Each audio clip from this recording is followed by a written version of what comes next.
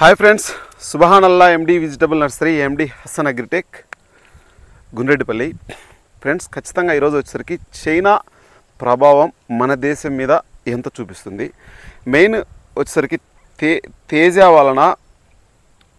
తేజాకు China market వలన ఏమన్నా భవిష్యత్తులో రేట్ వచ్చే అవకాశాలు కనిపిస్తున్నాయా, అక్కడ వచ్చేసరికి నేను చెప్తా ఉంటాను. ఆ చెప్పిన పాయింట్లు ఖచ్చితంగా మీకు వివరంగా చదవడమైనా జరుగుతుంది, లేకపోతే కనుక వివరంగా చెప్పడం జరుగుతూ ఉంటుంది. ఖచ్చితంగా వచ్చేసరికి మనకు అక్కడ 60 లక్షల ఎకరాల వరకు డ్యామేజ్ అయితే జరిగిందంట. అక్కడ అన్ని రాష్ట్రాలలో ఎక్కువ ఎక్కడైతే మిరపేస్తారో అక్కడ మనం ఎట్లయితే రాష్ట్రాలు అంటామో అక్కడ ప్రావిన్స్ అంటారంట, అధికంగా దెబ్బతిన్నదంట. 4000 నుంచి 5000 మిరప పెరిగిందంట. అక్కడ 4000 నుంచి 5000 ఒక్కొక్క కింటాకు రేటు పెరిగిందంట. అక్కడ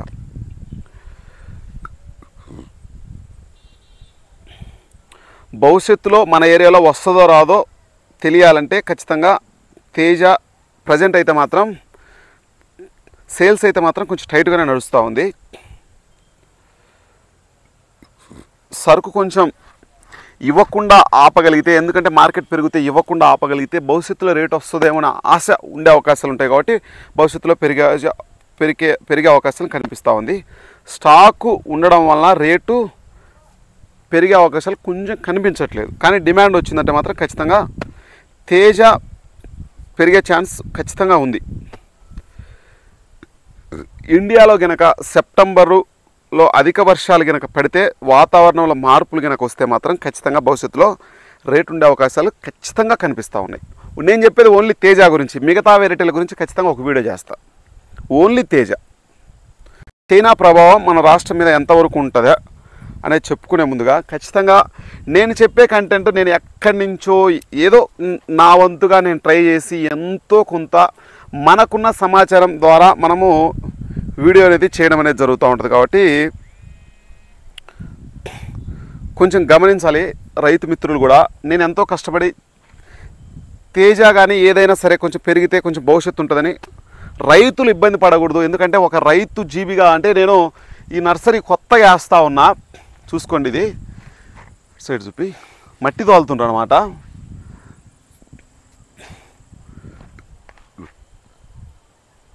మబ్బుకేం కనిపించట్లేదు మీకు. అక్కడ మొత్తం ఎన్ని లక్షల ఎకరాలలో, నిజంగా 60 లక్షల ఎకరాలలో పంట దెబ్బతిన్నదంట. మిరప ఎంత అనేది పర్ఫెక్ట్గా అంటే దక్షిణం తూర్పు ప్రాంతాలలో అయితే మాత్రం విపరీతంగా పంట దెబ్బతిన్నదంట.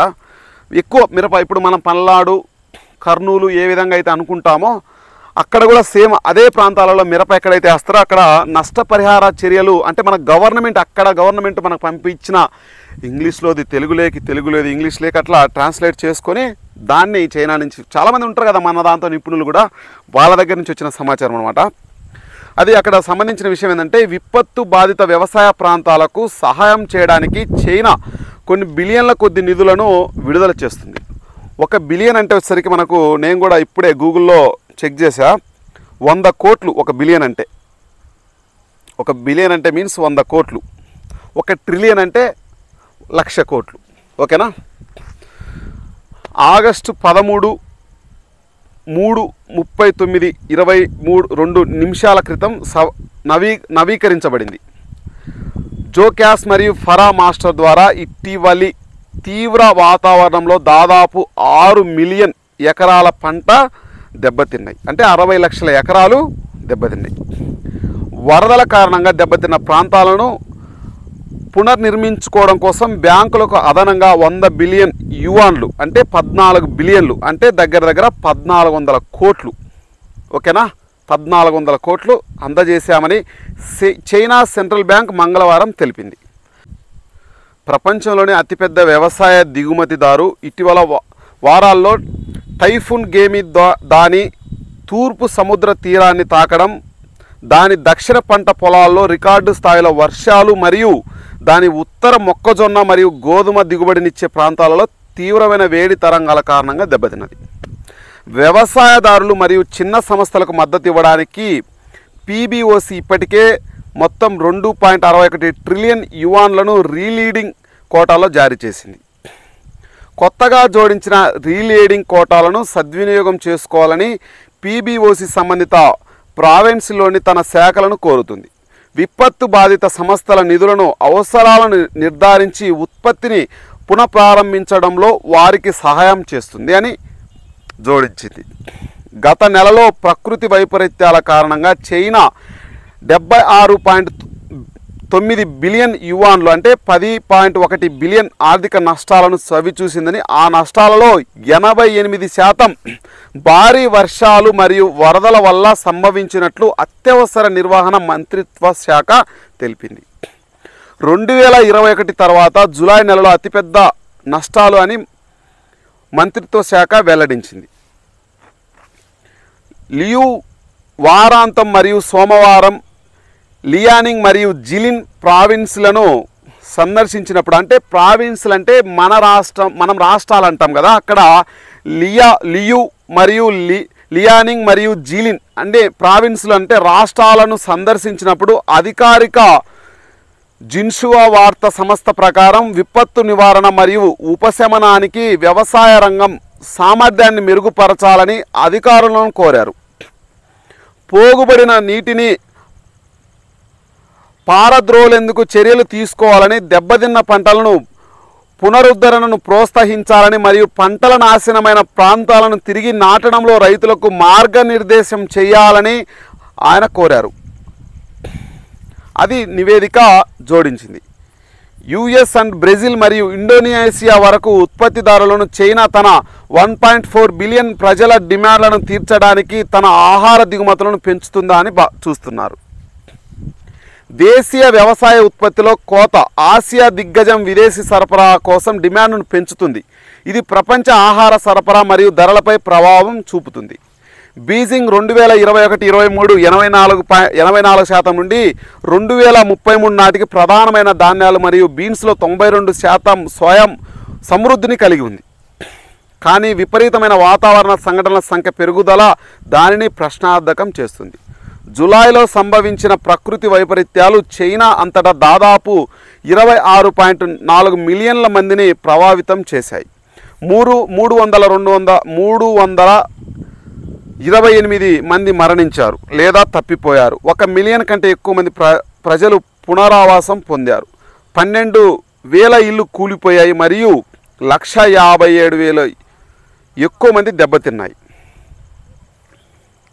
దాదాపు 2.42 మిలియన్ హెక్టార్లలో 5.948 మిలియన్ ఎకరాలు పంట ప్రాంతాలు కూడా ప్రభావితం అయ్యాయి. అంటే ఈ విధంగా మీరు చూసుకుంటే అక్కడ ఉన్న రాష్ట్రాలు ఎక్కడైతే మొక్కజొన్న కానీ లేకపోతే మిరప వేసే ప్రాంతాలు అయితే మాత్రం విపరీతంగా పంట అయితే మాత్రం దెబ్బతినే అవకాశాలు చాలా వరకు జరుగుతూ ఉంది. దాన్ని మీరు దృష్టిలో ఉంచుకొని మిరప ఈ సంవత్సరం వేయకపోవడం ఉత్తమం. ఎందుకంటే ఇప్పుడున్న సరుకు మీరు అమ్ముకుంటే చాలా వరకు మంచిది. నేననేది మీరు ఏమనుకుంటారంటే రేటు పెరిగిద్దంటే మిరప ఏమన్నా అన్నానేమో అని ఊహలో మీరు ఉన్నారని నేనైతే భావిస్తూ ఉన్నాను. నేను చెప్పినా బ్రహ్మ దేవుడు చెప్పినా లేదంటే వాళ్ళ ఇంట్లో ఎవరు చెప్పినా మిరప వెయ్యాలి వెయ్యకూడదు అనుకున్న వాడి ఆశను ఎవ్వడు కూడా చెరపలేడు. ఒక వ్యక్తికి మనం ఓటేయాలని ఫిక్స్ అయ్యామనుకో, నువ్వు 1,00,000 రూపాయలు ఇచ్చినా వాడు ఓటేయడు. నీ దగ్గర డబ్బులు తీసుకున్నా సరే. ఒకవేళ బై ఛాన్స్ నీ దగ్గరికి రాడు నువ్వు ఓటేయనన్నావు కాబట్టి.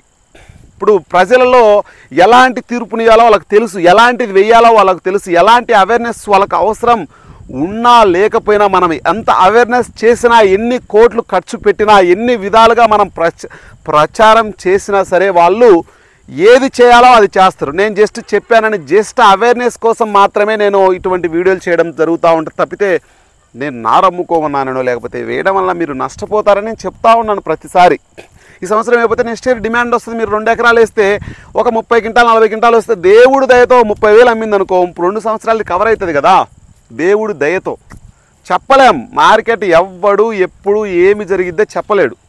అది వాస్తవం కూడా. రైతులు కూడా ఆలోచించాల్సిన విషయం ఏంటంటే చాలా వరకు మనకేం కాదులే, మనం వేసింది తక్కువే కదా అనుకోవచ్చు. కానీ వర్షాలు పడ్డాయి, డ్యాములు నిండినాయి, వర్షాలు పడలేదు మనకి. ఇంకా చాలా ప్రాంతాల్లో వర్షాలు పడలేదు. వర్షాలు పడితే అనుకున్న మోతాదు కంటే అనుకున్న దానికంటే కూడా ఎక్కువ వేసే అవకాశాలు చాలా ఎక్కువగా కనిపిస్తూ ఉన్నాయి. అక్కడున్న ప్రాంతాల్లో అయితే మాత్రం 4-5 వేలు మార్కెట్ అయితే పెరిగిందంట. కానీ మన ఏరియాలో అయితే మాత్రం ఎక్కడా కూడా పెరుగుదల తేజాకు తప్ప మిగతా వెరైటీలకు ఎక్కడా కూడా కనిపించట్లేదు. కనుచూపు మేర చూసినా సరే అక్కడ కనిపించట్లేదు. భవిష్యత్తులో పెరిగే అవకాశాలు ఉన్నాయని చెప్తా ఉన్నారు, కానీ ఎంత పెరిగింది ఎంత అనేది మాత్రం క్లారిటీగా ఎక్కడా కూడా రావట్లేదు. ఓకేనా ఫ్రెండ్స్, నేనైతే మాత్రం ఎంతో కష్టపడి వీడియో చేసా. ఖచ్చితంగా లైక్ చేయండి, సబ్స్క్రైబ్ చేయండి, షేర్ చేయండి. ఖచ్చితంగా మీ అమూల్యమైన విషయాన్ని కామెంట్ రూపంలో తెలియజేయండి.